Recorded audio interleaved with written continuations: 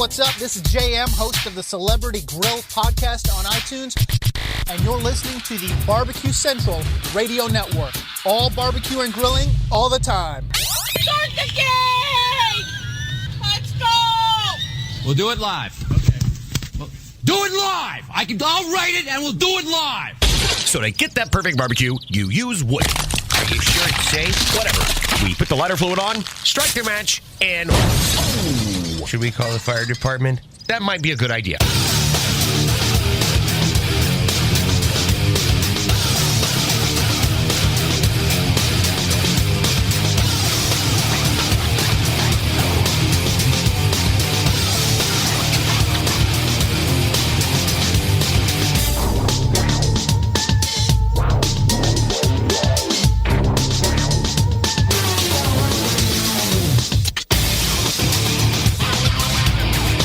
Good evening and welcome to the Really Big Barbecue Central Show. It is the show that talks about all things important to the world of barbecue and grilling, originating from the Rock and Roll Hall of Fame city of Cleveland, Ohio, the barbecue capital of the North Coast. I am your program host, Greg Rempe. Happy to have you. If you want to jump in on the show tonight, via phone call, via email, there are two specific ways that you need to do that. So let me hook you up with that.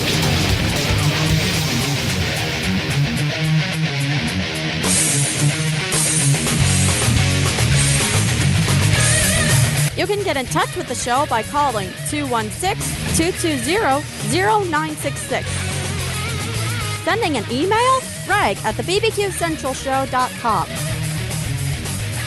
Or on the Twitter and Instagrams at BBQ Central Show.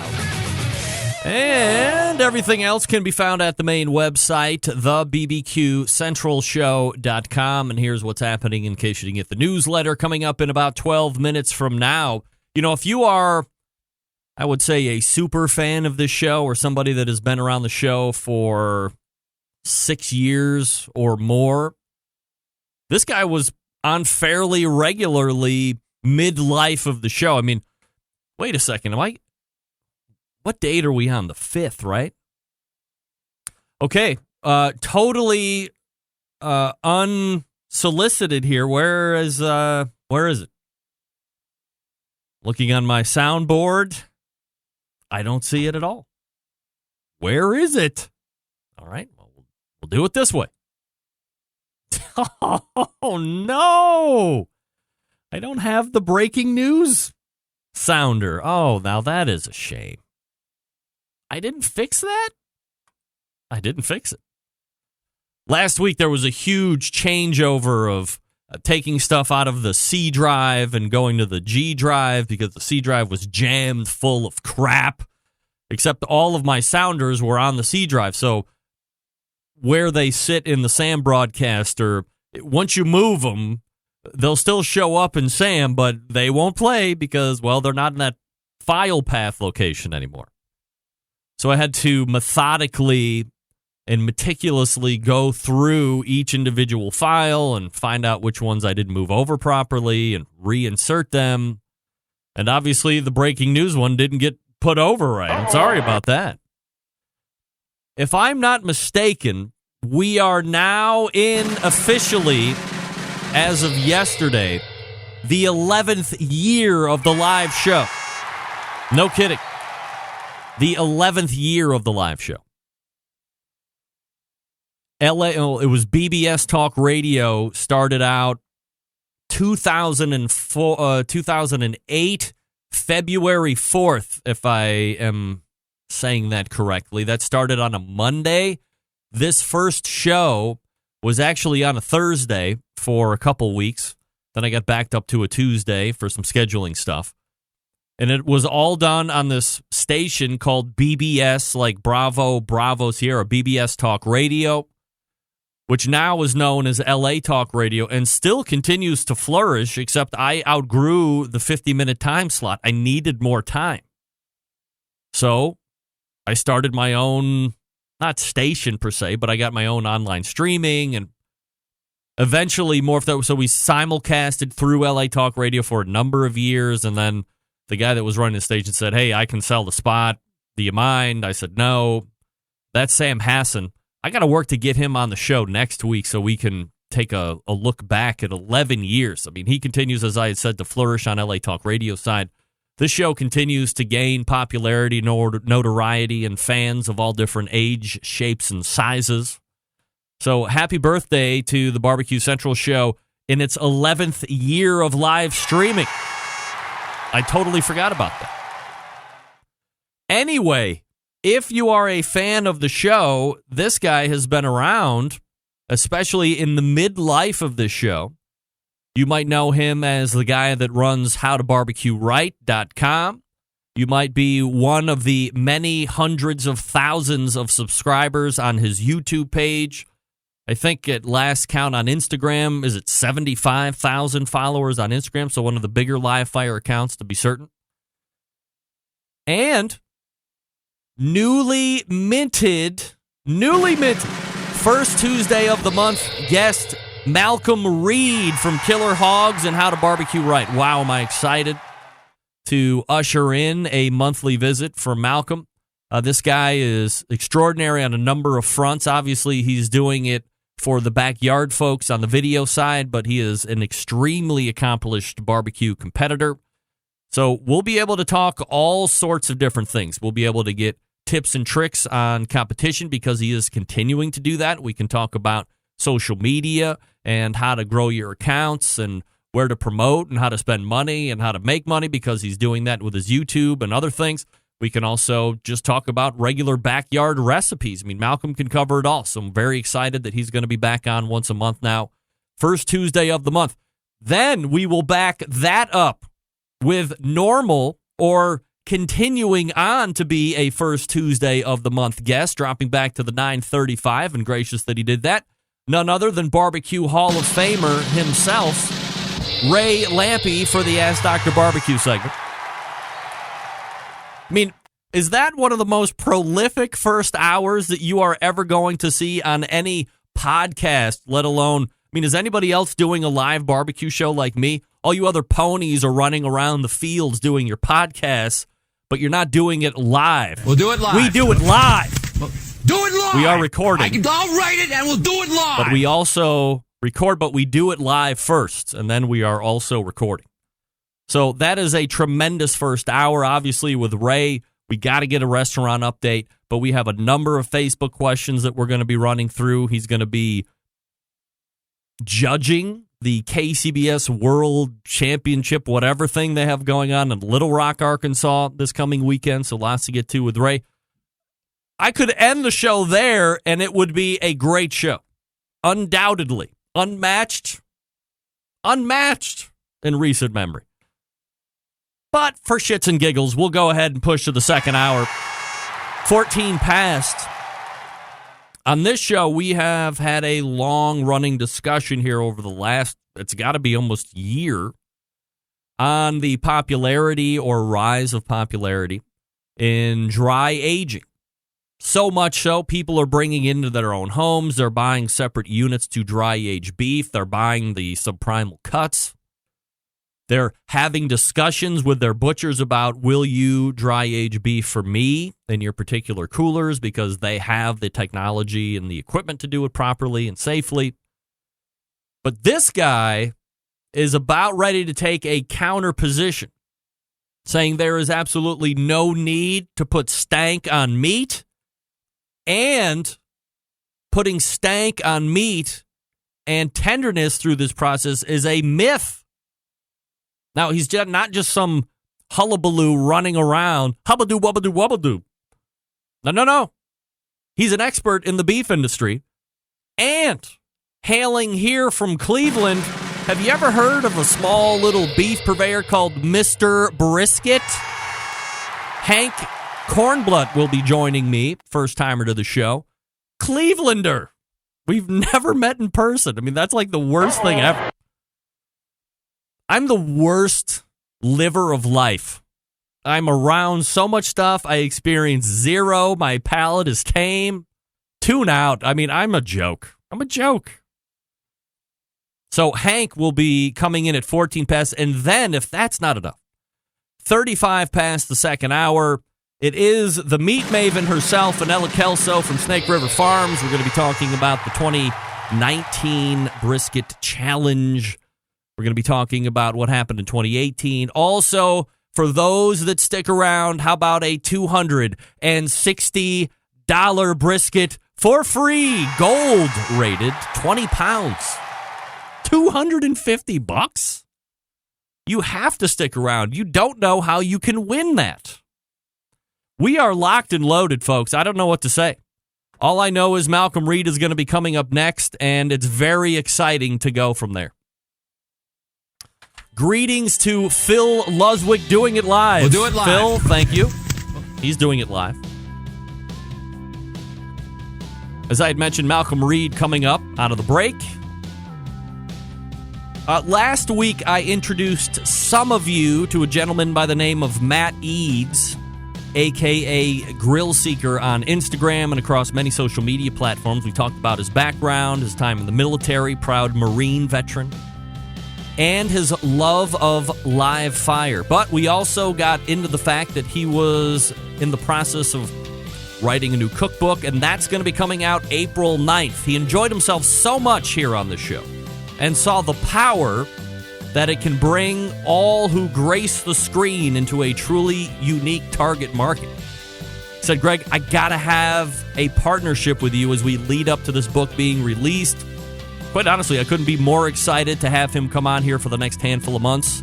It's Matt Eads and Grill Seeker. The book title, if you recall, Grill Seeker, Basic Training for Everyday Grilling.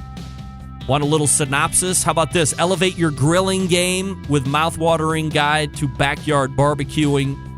Though changing careers as a stay-at-home dad, Marine, entrepreneur, Matt Eads has journeyed from grill seeker to grill master. But don't be intimidated. This book shows how easy grilling can be, so it doesn't have to be reserved just for weekend duty. And no matter what type of grill you have, great results can be achieved. Fire up the grill and get ready to be the star of your neighborhood party. Also, don't forget to hit up grillseeker.com at the very top of the net, like really at the top, kind of small font. There's a little link that says United by Flame. If you want to be united by flame, if you want to join the cause, hit that link and then send Matt a picture of you through email, of you like grilling or barbecuing or something of you being an active live fire participant. So fun.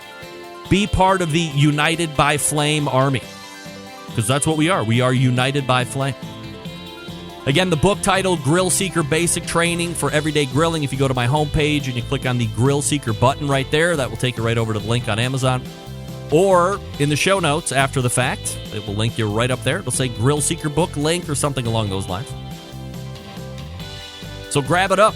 Very excited to be partnering with Matt Eads, Grill Seeker, on this venture for the next couple months. Again, the book coming out April 9th, so look for it. Pre-sale right now on Amazon.com. When we come back, Malcom Reed from How to Barbecue Right and the pitmaster of Killer Hogs Barbecue Team. Stick around. We'll be right back. You're listening to the Barbecue Central Show.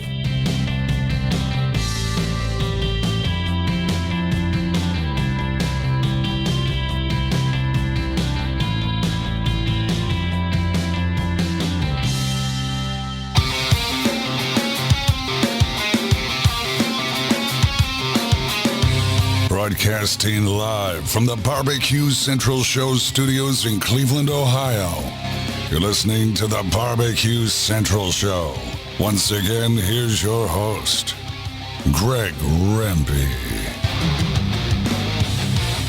All right, welcome back. This portion of the show being brought to you by Butcher Barbecue, makers of award-winning injections, marinades, rubs, seasonings, barbecue sauces, grilling oils.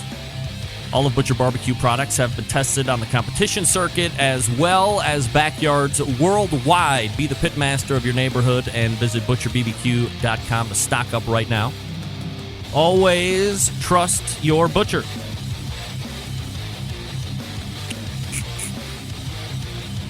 All right, as I had mentioned in the open, the pitmaster of Killer Hogs barbecue team, the creator of How to BBQ Right. You can find them on a whole bunch of different social media channels, also on YouTube. We race to the hotline and welcome newly minted first Tuesday of the month guest, Malcom Reed. Malcom, how are you, buddy? I'm good, Greg. How's it going on your end, Absolutely fabulous, Malcom. Appreciate you coming in tonight and doing this here on the first Tuesday. Can you activate your camera by chance? Sure. Let's do this. Let's see that handsome devil. Here he comes. Oh, how about that, man? Sexy as ever, just like I remember. Malcom, again, appreciate you coming in for the first Tuesday of the month segment here. So, I mean, obviously, and it is almost beyond approach or reproach as far as an impact that you are having in social media. For instance, I put a story on trying to promote the fact that you're going to be on. You share it on Instagram. I think I gained over 100 followers over the last handful of hours. I mean, the way you move the needle is kind of unparalleled in the industry right now, and it's certainly a tribute to your success and kind of the fervent belief that your fans and followers have, which is something that we'll get into here a little bit later. But for the folks that maybe aren't familiar with Malcom Reed or How to BBQ Right, so forth, just a little quick background on you, where you came from, where you live now, and then we can get into more of the live fire stuff. Well, I'm from South Haven, Mississippi, which is right outside of Memphis, and currently I live down in Hernando, which is a couple of exits down. So it's still the same area. But I got into competition barbecue just growing up. We had our local contest, South Haven Spring Fest, has been around for years. And we grew up, me and my brother grew up going as kids, and we just got into the competition barbecue, had a lot of fun, and we ended up starting to take it serious there for a while, and it's turned into quite the career and story for me, I guess. Now, was that mostly Memphis Barbecue Network stuff down there, or was it FBA, or what was the sanctioning body? Well, when we first got started, it was all Memphis and May sanctioned, and then they had a change over to the Memphis Barbecue Network several years back, and that's primarily what you see in this area. Now, KCBS is so spread all over that we have a ton of KCBS competitions, and from where we're at, we can cook just about every weekend somewhere, whether it's KCBS, MBN, or SCA, or even go over to the Georgia to the GBA. So there's no shortage of contests to cook. Certainly, you are a well-accomplished pitmaster, Malcom, but growing up and being where you're from, I mean, was live fire and barbecue just a way of life? Well, where we are, a lot of our summer holidays or just get-togethers are centered around the grill, or throwing some meat on and getting a bunch of people together, whether it's friends, family, or what have you. But I grew up around barbecue. I don't think anybody in my family took it near as serious as me, but everybody had a good recipe, or they thought they could cook ribs better than the next guy. So that's kind of how it is. Malcom Reed joining me here on the show. Let me give you some contact info for him in case you're interested in hunting him down. HowToBBQRight.com, his website, on social media. HowToBBQ Right on Instagram and Twitter. YouTube, How to BBQ Right. Facebook, How to BBQ Right. So we've at least kept everything the same. And I know once you reach like certain levels, you can go ahead and designate your own stuff. So keeping the name tight and similar, key on social media success, right? Yeah, we used to do a lot of it was the Killer Hog stuff, and I've kind of changed to where that's kind of just the competition side of things. And I never had the idea, Rochelle or I, my wife, never had the idea that How to BBQ Right would grow into what it is. But we just kind of took that philosophy where we started, one day we just said, okay, we're going to call everything How to BBQ Right, and that's how people can find us. So. And we came up with that name just for lack of a better name at the time. I mean, it's kind of the best name, though. So you have somebody that really knows what they're doing. They're an accomplished person in the backyard, but then you've also seen a tremendous amount of success on the competition trail. So you have a bunch of different vantage points to look from. So the name, while it might seem kind of, let's use it as a placeholder, I mean, it's pretty apropos. Well, yeah, and that's kind of the way I feel about it now. I mean, I've always said that the only way to not barbecue right is to not barbecue. So there's all kinds of ways to do it. And that's what I've always, been one of these guys that's kind of a student of barbecue. I don't think I definitely don't know everything there is to know, but I like sharing what I learn as I go. And I think that's what people relate to when they follow us on social media or they go to our website or our blog or anything. It's just a place to where, people can learn as I'm learning. Malcolm, when we talk about the social media stuff here, and especially, I guess, YouTube is really where you found quite a niche there. How many subscribers do you have on YouTube right now? Wow, I think I did look earlier because I figured you would ask, and we're almost to 500,000. It's like 498 and some change. So we're gonna hit that 500,000 mark pretty soon. So as you're competing and you realize that there is the internet and you have YouTube and a bunch of other different platforms, do you naturally gravitate to YouTube because there's a video aspect of it and it's like a Google-based company and the exposure is going to be there? Or how do you gravitate to YouTube and then start to build that whole ramp up?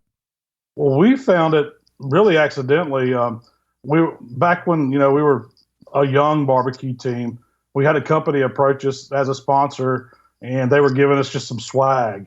And we weren't anybody at the time, but they sent us these little flip cameras, and they wanted us to record some what it's like at a barbecue contest and send it to them. Well, when we did that, we was like, sure, send us a camera. We'd love to. It was one of these little flip cams, and we recorded some footage, but then we realized you can't email it. It's way too big. And so their solution was, well, you can send the camera back to us, or, we can try to figure out something, because even Dropbox wasn't around then. So my wife, she was in the internet marketing field, she said, I think there's this platform called YouTube, and we could upload these videos and we could share it with them, and they could just pull it down from there. And that's how it all started. At first, it was just some private stuff that we did for them. And we decided, we had started a newsletter just, about basic competition stuff. And I remember that. I did a few videos on, I think some of the first ones was like how to trim chicken, how to trim a brisket. I did like eight videos. We were raw, man. We didn't know how to edit. We didn't know anything. We were just capturing footage, and we just stayed with it over the years. It wasn't that we had a real big following at first. It was just that we were consistent. When do you realize that you are on to something? And also, when do you decide to start stepping up the production game? Because I would imagine at some point, people are anonymity in the internet is a great thing, right? You can be the toughest guy in the world. So you're watching Malcom Reed do some stuff. He's giving you great information, but maybe the wind blows or you can't hear him that well. So in the comments, your sound sucks, or you need to buy this, or you need to step that game up. So when do you decide, or at what point do you decide to start adding some production value to the videos? Well, we just learned as we went, and we were watching other videos, and I would go, and man, YouTube's one of those things where I go to it to learn stuff just in my everyday life. Right. If I need to learn how to change the headlight on my truck, I'm going to go to YouTube and see how to do it. And so that's what we started doing. We realized that we needed to get better. We needed a light set up, and then we started with some basic stuff, and then we needed editing software, and we just, it was kind of, I guess, trial and error and luck and determination, all the above. Are you surprised that almost 500,000 followers later, that the building of an audience is still there, the keeping of the audience is still there, and that people are still in tune with, I guess, what is, certainly you do some competition-related videos, but a lot of the stuff is backyard. So you're really kind of capturing, or you're really in that wheelhouse of where, and we'll talk about competition here in a second, where maybe competition might be trickling down a little bit, but the backyard game is really growing. Well, that was one thing that we kind of noticed early on. It was, there's only so many categories in competition I could do a video on. Right. So if I was going to continue doing that, and I was just doing newsletters at the time, just a weekly recipe, and then we decided to start filming them. That's kind of how it went. But it was for the lack of, there's not enough, there's only so many comp videos I could do, so I had to do something else. And people started liking them, and it's always been one of those things where it's positive, and people say really appreciate the videos, and the recipes turn out great for them, and it's just a way for me to to kind of give back, to share what I'm doing, and if it makes somebody else cook good, man, I'm proud of it. Are you surprised that you are? This is a weird question. Are you surprised you have as many followers as you have right now? I'm totally shocked, because I treat it as one of these things where in my video style, I'm not trained on anything, and I'm not a chef or have any video experience. I just treat it like my buddies are sitting there in front of me, and we're just cooking. And so that's always been kind of how I am. So now, even when I see that 500,000 people are on there, it's still just like it's my buddy. So what was it's crazy? It really is crazy. What's the hardest thing that you've had to learn to not do while you do these videos? Oh man, I don't know about. I mean, you could say not screw up, but I always screw up. So that's the best part, right? Now, see, maybe that's why we got better with the editing and stuff, because at least it makes me not look so bad. But I mean, I don't know. I think it's better. It's better to be yourself and to talk to the camera just like I'm talking to you here, instead of trying to take on this fake persona or be something I'm not. That's the main thing that I would say. The hardest thing to learn, or the most important thing to learn, is just be yourself when you do it. You're going to find your voice. You're going to find what you want to do. Just be yourself. So is How to BBQ Right a company, and is this whole thing sustaining you guys with a full-time income, or do you guys have like real jobs outside of this, and then this is also a nice secondary? Well, right now it's mine and Rochelle's full-time. Wow. I hope it stays that way. We've had pretty good growth over the years, and we've been fortunate to where, I mean, I didn't have products to sell, when I first started, but then we kind of transitioned into making some barbecue rubs and sauces and things like that. And it's grown into a pretty good sized business for us. So I would love to see it continue to grow. That's our plan. I don't want to go back to work. How many hours in a day are you putting in on everything related to the show and products and all that other stuff? Oh man, 26. So is that the blessing and the curse of having, YouTube job? We work from home. Our offices are home, so we never leave. We're always together, and it's always work no matter what. So we have to. I mean, that's how I'm just coming off a long break. We take the winter off just to decompress, because if we didn't, we would go crazy. Because it's such a hectic schedule, and people think that, oh yeah, you're just barbecuing and filming in your backyard, but man, there's so much more to it than that. Since you are with your wife all the time, as you had said, and I had asked Susie Bullock this question a couple weeks ago from Hey Grill Hey, because her and her husband Todd are pretty tight all the time. How do you guys keep it together and not, if you have to be together all the time to make this thing work, is there alone time at all, or do you just have some kind of a healthy system worked out to where you guys can just be together all the time and you don't get on each other's nerves? Hey, I guess I'm lucky that she's fortunate enough to put up with me all the time. I'm sure she feels that she needs alone time, but I mean, I don't know, man. I guess stars aligned. I don't know, what the man upstairs was thinking when he put us together, but it worked. Malcom Reed joining me here on the show. HowToBBQRight.com, his website, also on YouTube. How to BBQ Right. Malcom, let's transition over to a little bit of competition stuff, because I know you're into that. Where are you currently seeing competition right now? I've been under the maintenance that it's starting to trend down a little bit. Obviously, in some of the bigger sanctioning bodies, there's a lot more verbal hoopla than I've seen in years past. Some of the other sanctioning bodies are holding firm. Maybe some might be dropping off. But where do you see the state of competition barbecue in general right now? Well, there's definitely always going to be some upset people or something, but I think that as a whole, it's pretty strong. I mean, people are doing a lot of competitions, but the thing is, we just have, as cooks, we have so many choices now. I mean, it's like I can go cook KCBS, I can cook SCA, or any of these other sanctioning bodies on any given weekend, and so it probably hurts it as a whole. It definitely hurts the bigger ones that are losing some money on it, but the new guys that are coming up and replacing, they're booming. I mean, I know, just take the SCA, for example. They're growing all over the world, not just in the United States. Yep. And they've come on strong. So, really, I think, competition barbecue is in a really good state right now. There's just so many options that I guess it makes it hard if you're trying to turn a profit at it. I mean, the downside to it I see is that it got to a point where it's costing so much to do a KCBS contest.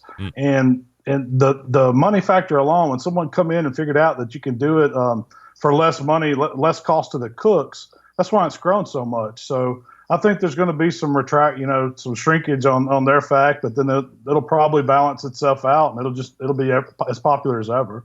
Malcom, we got Valentine's Day coming up next week. From a How to BBQ Right standpoint, do you have any Valentine's Day dinner recipes for the lovers out there?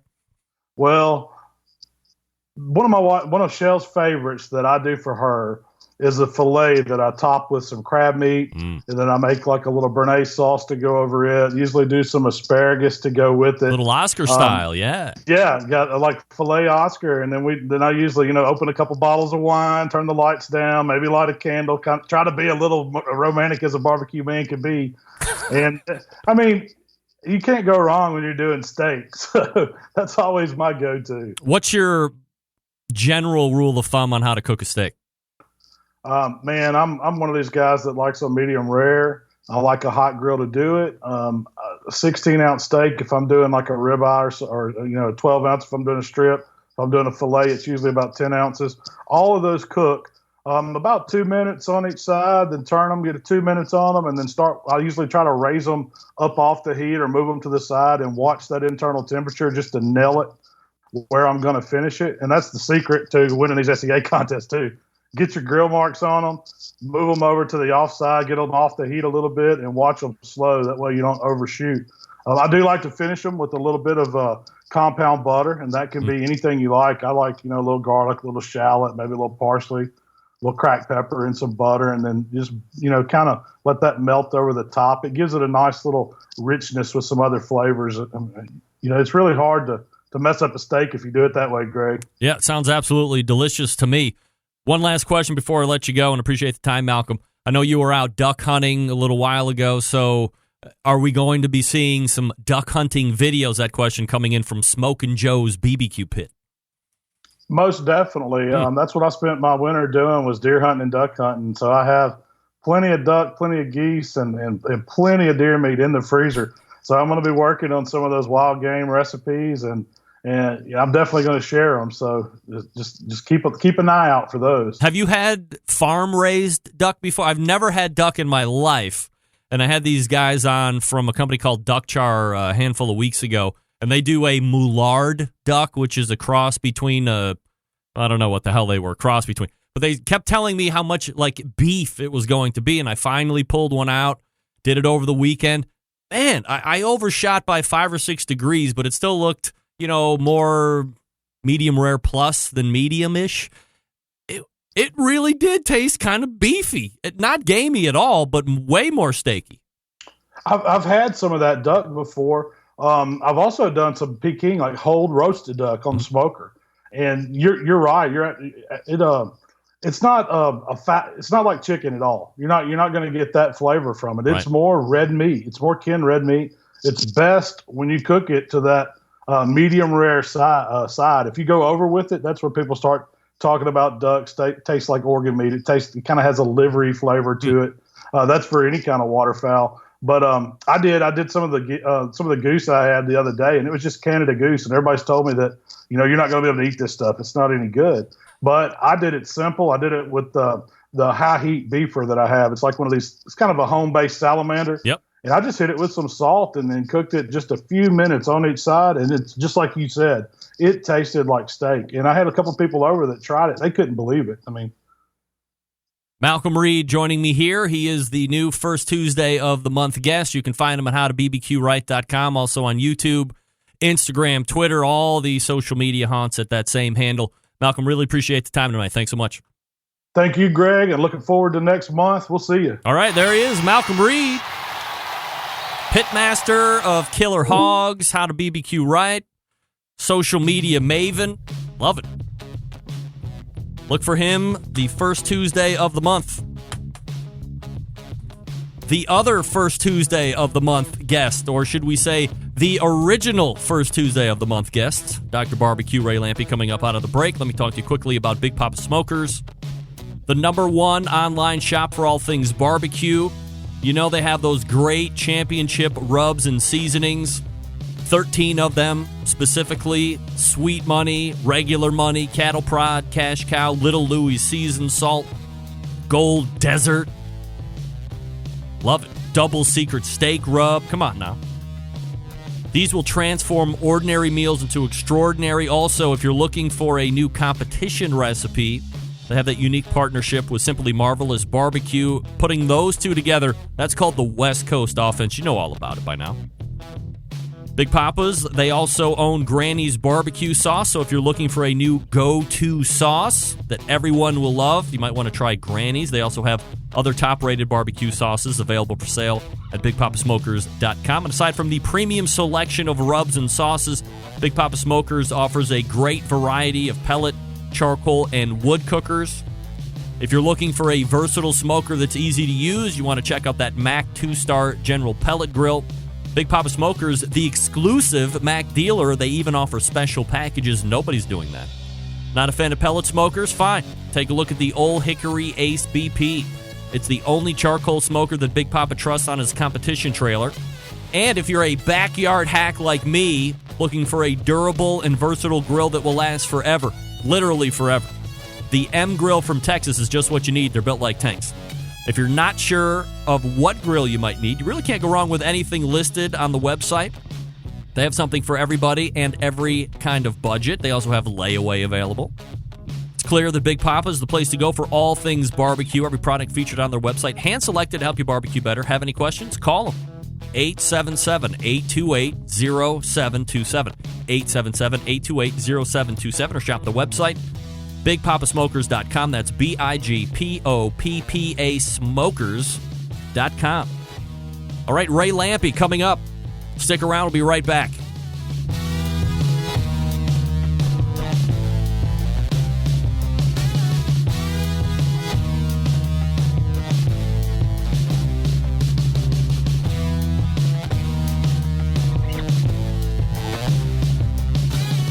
Continuing to produce incredibly mediocre content in an exceptionally professional way.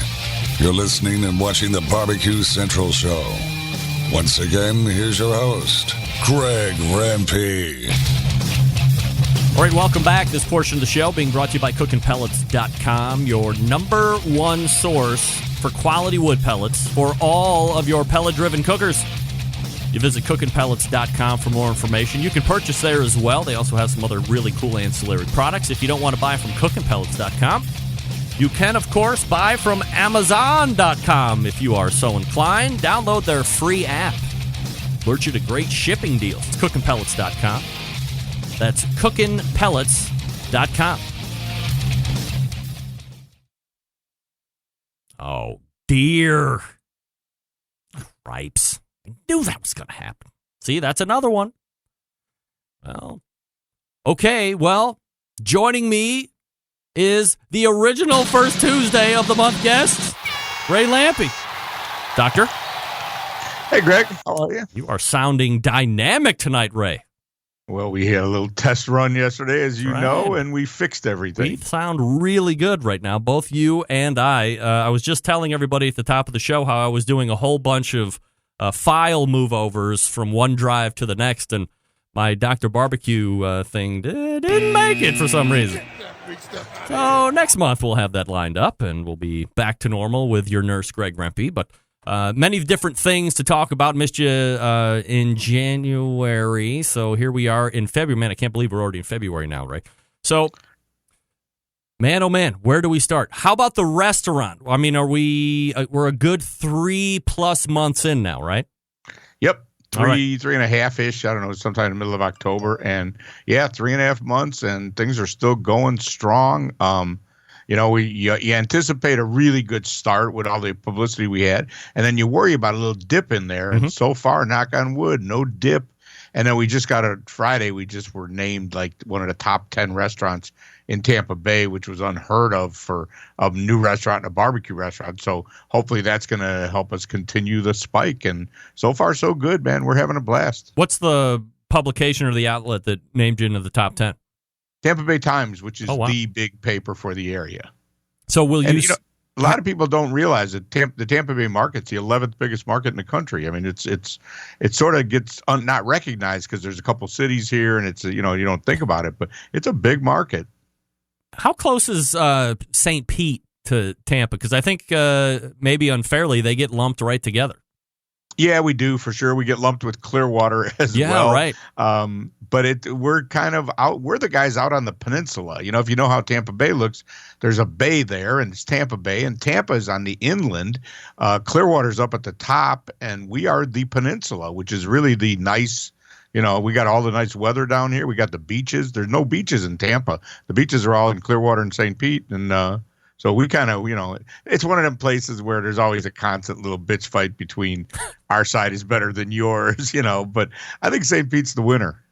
Well, yeah, it's like here in Cleveland, east side is the best side, or if you're on the west side is the best side. And the west side never crosses over 77, and the east side never crosses over 77. It's like the line of demarcation. So I understand exactly what you're talking about. Ray Lampe joining me here on the show. Ray, so does the restaurant do a lot of marketing, like going out and trying to get on TV stations and social media and all this stuff to keep the name out there? Or is it just organically out there now, and after 3.5 months, it's just growing on its own? No, both, but no, we're not afraid to do that. Frankly, that's why I was a viable partner for them, because that's what I do.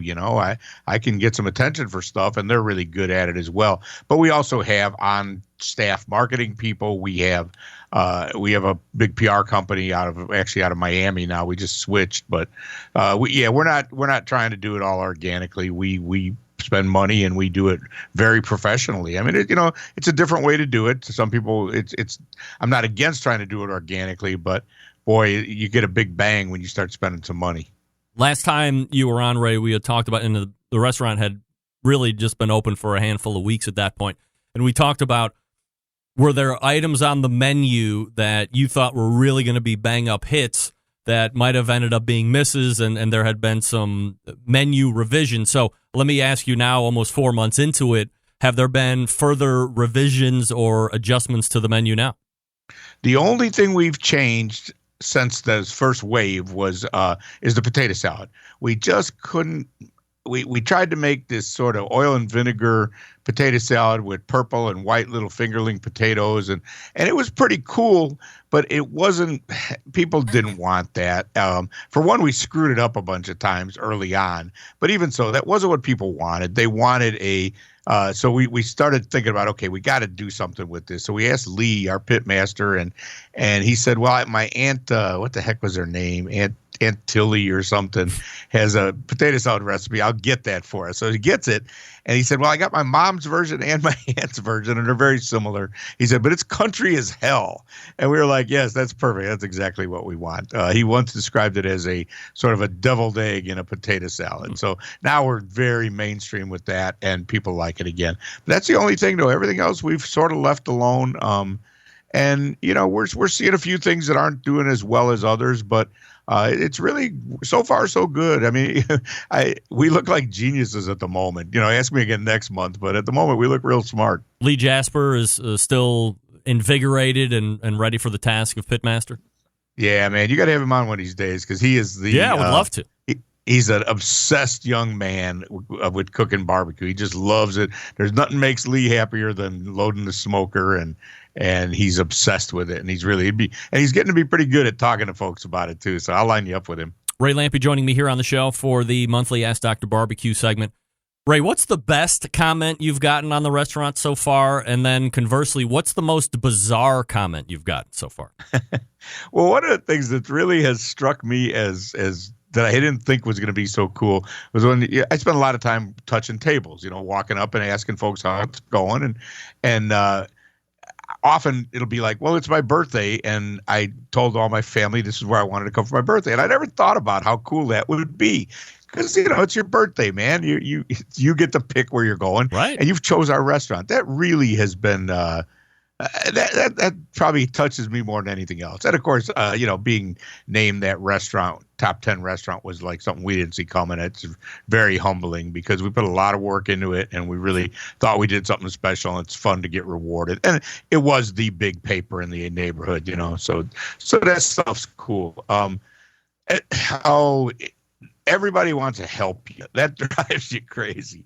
I told the servers when we first were getting ready to open, I said, now, every day you're going to walk up to a table and the person's going to say, I'm from Texas. I know barbecue.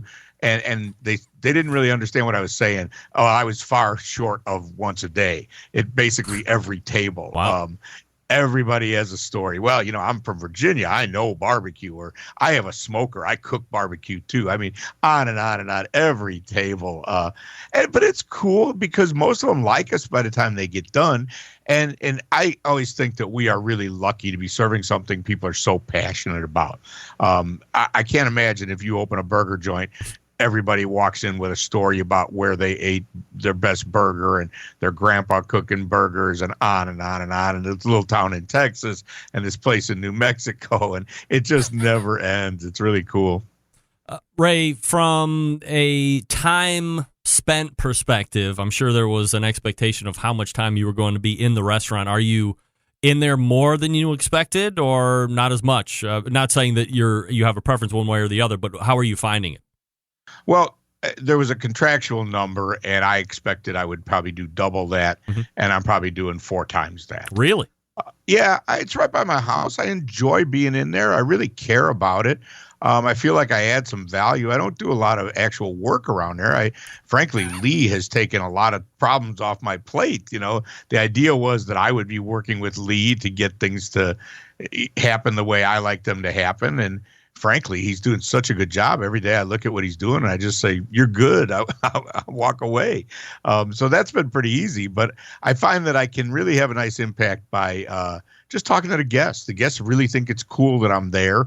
A lot of them don't know that I've been living in St. Petersburg for years. And they think it's pretty cool. Even if they didn't know me before, they see this face on the restaurant and that's kind of cool, but they don't expect that I would actually be there. So I really feel like I can help by doing that. So it's kind of fun. And I bust tables a lot. When they get busy, I don't mind carrying a bunch of dirty dishes into the kitchen. It's an easy way for me to help out. And I think it helps morale too. I think everybody thinks it's cool. So, and it's a nice place. I really don't mind hanging out there. The only problem is when I'm there, I'm working. It's really hard to go sit down for dinner. I had, Dr. Evil, Gary Craig from England was in the other day with Griff, who works for Whiskey Bent, and those guys were in the other day. And I would have liked to sit down and just have lunch with them, but I just can't. I get pulled here, I get pulled there, so I'm kind of bouncing around. So when I'm there, I'm working, but I really enjoy it. So it's been a lot more than I expected. Would you write a book about opening a restaurant? At some point, I would imagine we will, just to have swag to sell at the restaurant. We don't have a lot right now. We will. So I would imagine a book will happen down the road. I mean, the opening the restaurant, it was really a team effort. I mean, I couldn't have done it. There's no way even close that I could have open a restaurant like we have. So it'd be hard to write about all that opening because it was a lot of it wasn't even involved in because I travel and I come back and sandwich day happened when I wasn't there. It's fine. The sandwiches we have are great. I'm happy with it. I mean, it's a great team. So it'd be hard to really write about the opening unless we all did it together. It'll probably be more about the menu and the road trips we did ahead of time and what our thinking was, to create it's a different kind of barbecue restaurant. I don't know if you've looked at the menu. It's not typical. Do you have fried chicken, Ray? Do we have what? Do you have fried chicken? No, we were going to. We had it on the menu, for a long time. When it started getting close, we realized we were probably short on fryer space because we're making house-made hand-cut French fries, and that takes a lot of time. And we're frying nachos, our pork rind nachos, and we realized we weren't going to have enough fryer space without doing something drastic, so we pulled it. But my guess is at some point we will. We would like to. It's just a matter of we needed to get our feet under us, and we're doing pretty good now. I suspect when a year or two down the road we get bored with everything, you'll see some fried chicken. Ray Lampe joining me here on the show for the Ask Dr. Barbecue segment. Ray, switch it up a little bit here. We'll talk a little competition this coming weekend. KCBS is having their highly touted World Invitational Barbecue Championship in tropical Little Rock, Arkansas. Weather looks to be a balmy 43 degrees there this coming weekend at the moment. So not the worst temperature I've ever seen, but not 65 or better either. And I seem to recall that you mentioned that you were either sign up to cook or sign up to judge or do something along the lines there. So what's on the agenda for this weekend? Yeah, I haven't cooked one in a long time. I haven't retired. I'll certainly cook again one of these days, but judging's kind of more what I'm doing these days. So I did sign up to judge because I've been a KCBS member since 1991. I'm member number 938 or something like that. This has been a big part of my life. Gary Wells was a friend of mine. I mean, I just been around it forever. So the fact that KCBS is finally going to do their own thing, I thought that was really cool. So I signed up to judge right away and plan to go. And I'm looking forward to it. I am going. I sort of forgot, though. It's like 80 here, every day. Yeah, I live in Florida and it's right. 80, and I'm thinking, what am I doing going to Little Rock? I've got to find my long pants and get them out and wear them. And I kind of wish I don't know. I don't want to beat up on them, but man, who was thinking that February in Little Rock was a good idea? Now, I just learned today that the judging will be indoors, so that's nice. But gosh, wouldn't it be nicer if we were somewhere warm? Maybe they should have came down here and done it where it's 80. But I'm going, and we'll have a good time. Looking forward to it. I think the idea was to have it like centrally located, but I think some of those places at this time of the year, centrally located, can be also centrally freezing your ass off. Yeah, well, last time I looked, it was going to be 45 for a high on Saturday and 29 overnight the night before. I mean, it's not going to make for a very good Friday night party. Ray Lampe joining me here on the show. Do you want to run through a couple Facebook questions here, Ray? Yeah, sure. I didn't see them, so this is a surprise to me. All right, this one is from Jason Baumgartner. What happens if you completely remove all surface fat from a brisket before cooking? It'll be dry. Real barky, right? Yeah, I mean, don't do that. At all? No, remove all the fat. Why would you do that? It's a brisket. There isn't a whole lot of internal fat. I don't care what you buy, so you need that outside fat, and plus it tastes good. It's funny. It's one of the things that we battle with at the restaurant all the time. We try to leave a nice little layer of fat on the brisket and the pastrami, and then sometimes we slice both muscles. Sometimes you get a little fat in between. And some people love us for that, and others freak out about it and think that there shouldn't be any fat at all. So it's a constant battle in my life. But no, man, you got to have some fat on a brisket. I don't know why. I don't know why you would do that. It makes no sense to me. All right, next question from Brian Oliver. Of any, and this might kind of parlay into this coming weekend as you're judging, which team competing currently would you most like to judge or sample, and why? Oh, man, I'm so out of touch of it. I just don't know some of the top teams anymore. I'm not that into it. Darren, how about Darren and Sherry? Those guys are old friends of mine. I'd sure like to see what he's doing and eat some of it in the inside. Joel Engelbert wants to know what your most epic fail was. I once tried to make some pineapple horseradish chicken.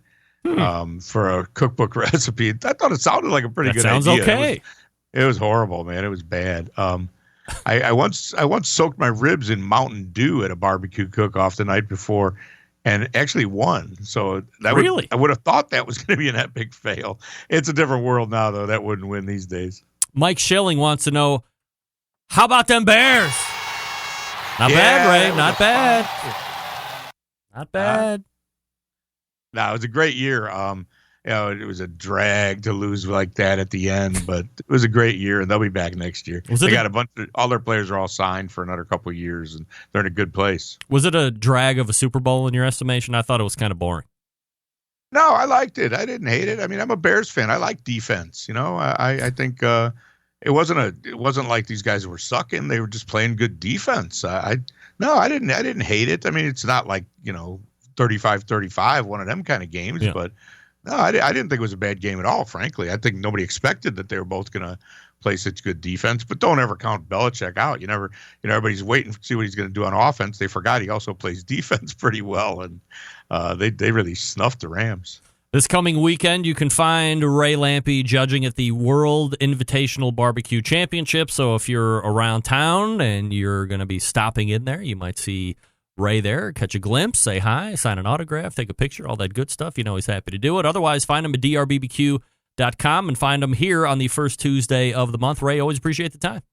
Appreciate you, Greg. See you later. You got it. There he is, Ray Lampe, on his way to Little Rock, Arkansas for the World Invitational Barbecue Championship.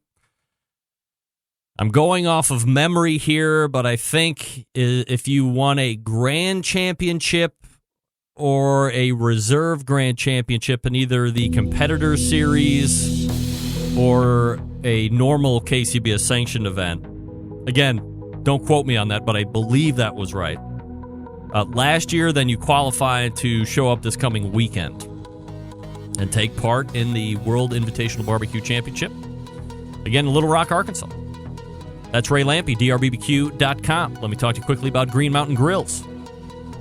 You know, some of the best pellet cookers out there on the market today, pound for pound. The existing ones that are out there, the Jim Bowie, the Daniel Boone, the Davy Crockett. There's a prime line that's going to be coming out here very shortly, end of the month. Owner Jason Baker will be coming on. We'll be talking extensively about the prime, the upgrades, what you can expect, the cost, price points, the technology, all that stuff. Green Mountain Grills, the first company to put Wi-Fi on a cooker. Don't let anybody else tell you different. They were the first ones to do it all the way back in the day. They are continuing to bring you that technology right today.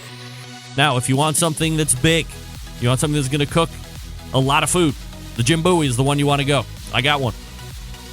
Now, if you want something medium-sized, maybe you're a family of 2, 3, 4, or you just don't cook a lot of barbecue food, but you like it when you cook it, Daniel Boone's probably going to be a little bit more up your alley. If you want something portable to either, because you're like living in a apartment or townhouse or a row house, you just don't have the space to put a Daniel Boone or a Jim Bowie in. I get that. Davy Crockett is a great solution. It's a very small footprint. You get the wood pellet fired taste, but it can be moved in and out pretty easily, stored very easily. If you don't have access to a normal traditional outlet, it's all 12-volt powered, so you can plug it into a car adapter. Maybe you can go into your parking lot if you live in an apartment, power it right from your car, jam out the tunes. It's great. You go to greenmountaingrills.com. That's greenmountaingrills.com. And check them all out. Remember the Daniel Boone and the Jim Bowie. If you rip the guts out, you can get the pizza oven insert. Now you have a pizza party every day of the week if you want to use it. Real easy to change out. This past weekend, I tore the pizza oven out of the Daniel Boone, dropped it in as regular cooker, and made a whole bunch of smoke-roasted wings, along with duck, along with 2 racks of spare ribs, along with shrimp. A feast on Super Bowl Sunday. All courtesy of the Daniel Boone, for sure. Green Mountain Grills, check them out. They got pellets to fire those cookers. They got rubs, sauces, covers, all different kinds of accessories. One-stop shopping it. greenmountaingrills.com. That's greenmountaingrills.com. We're back to wrap the first hour right after this. Stick around. I'll be right back. You're listening to the Barbecue Central Show.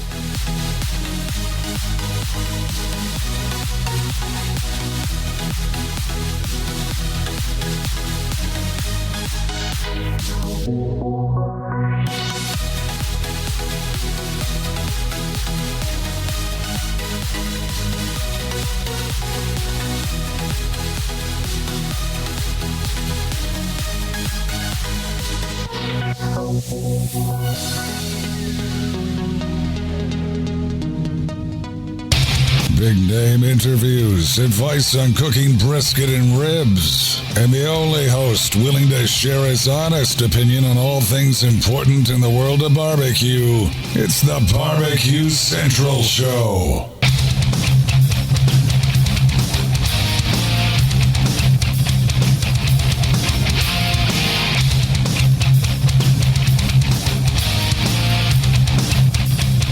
All right, welcome back. Thanks again to Ray Lampe, Dr. Barbecue, for joining me last segment. Big second hour coming up. If you want to jump in, 216-220-0966. Your best shot at that. Coming up next segment, top of the hour.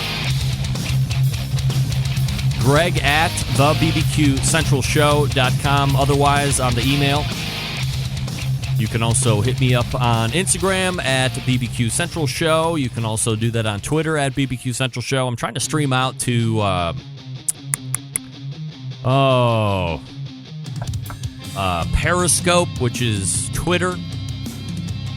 But XSplit and Periscope are not playing correctly right now. Try and get that figured out here before next show. Anyway, refresh your libations. Come back for the second hour of the show. It is the Barbecue Central Show right here on the Barbecue Central Network. Stick around. We'll be right back.